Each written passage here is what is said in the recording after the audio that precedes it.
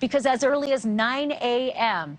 in the Quincy courtroom, we're expecting that he's going to be arraigned, and all the supporting information that comes with an arrest warrant will actually outline why they believe they have their man, as if many didn't feel they did already, because all of the information so far that we've received to support an arrest warrant for what he's in jail for, which is obfuscation, which is hindering the police investigation, that in itself has been overwhelming.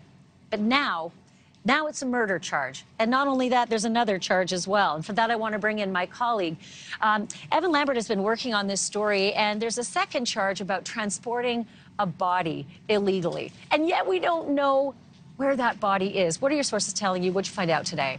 Yeah, Ashley, so we've been able to confirm with the DA's office that there is that second charge, improperly transporting a body. So again, still some questions over if investigators will ever be able to find a body here, but we know that they have a lot of evidence that they have tested. They likely will have those results. That is likely what has led to this development with the murder charge, and we expect to hear those details about what that evidence has shown them, what those tests show tomorrow at that arraignment. And of course, the testing is from evidence that's been collected in numerous different locations. Number one, the location of the home itself, a broken knife, blood in the basement, and that testing hopefully will tell us why they've come forward with this arrest, but also the trash that was collected up near Peabody, Massachusetts. And from where I'm standing, just to make sure everybody's aware, it's about an hour 15 away from here. It's where Brian Walshe's mom has a condo.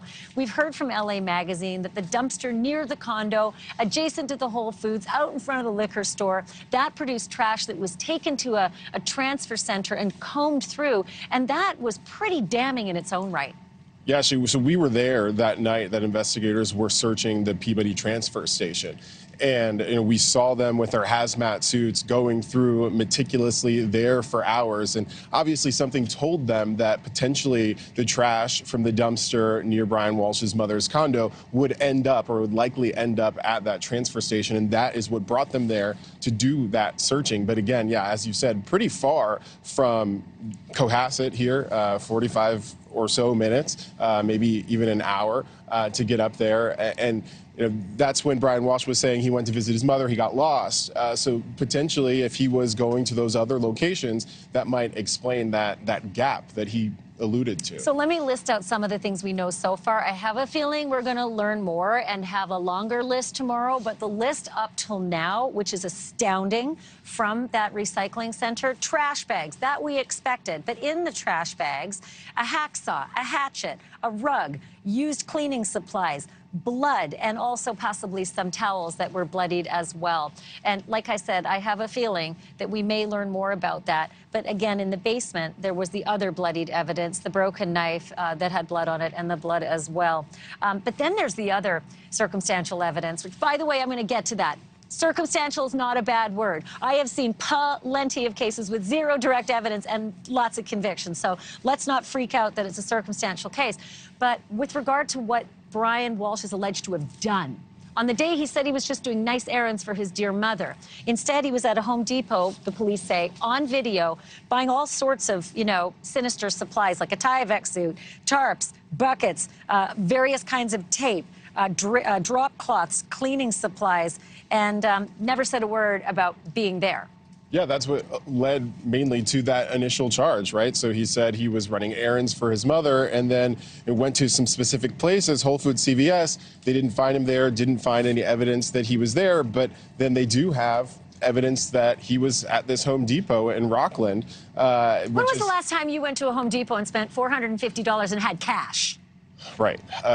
Clearly, they're trying to paint that this was all calculated, right? That he was going there for the specific purpose to get these cleaning supplies. And clearly there also is a linkage to what was found in the house, the knife and the blood. And it seems like police are telling us that they believe that is where he killed Ana Walshe. Evan, I think of you as a very reasonable man. And we are now several years out of COVID, and I don't see too many people wearing both a mask and surgical gloves to do their shopping at Home Depot. And yet that man had a black surgical mask and blue surgical gloves on. And apparently the police say that's all on video. Yeah, I think the gloves, clearly, if you are trying to not give off prints or something like that, then you might wear those gloves. Another It quick is odd. question. The car, what's the story about his car? That he had somehow cleaned it, or there's some possibility that they've got evidence that he cleaned the car? So that was some reporting that came out that he may have cleaned the car. What we were able to confirm was that somebody by the name of Brian Walshe made an appointment at an auto detailing center that is here in Cohasset. That's never good. And so we reported that last week, didn't show up for the appointment. And when we went by, a source said that they never saw this person show up. The spelling that was given was different, but could that have been him? That's obviously something that investigators would have been looking into as well. Evan Lambert, great work, and I know you have an early morning because I think you and I both are going to be scrambling for seats in the courtroom. We're expecting that hearing at about 9 a.m. tomorrow. Thank you for that. Thank you for watching. Go to newsnationnow.com to find NewsNation on your television provider. And don't forget to click the red subscribe button below to get more of NewsNation's fact-driven, unbiased coverage.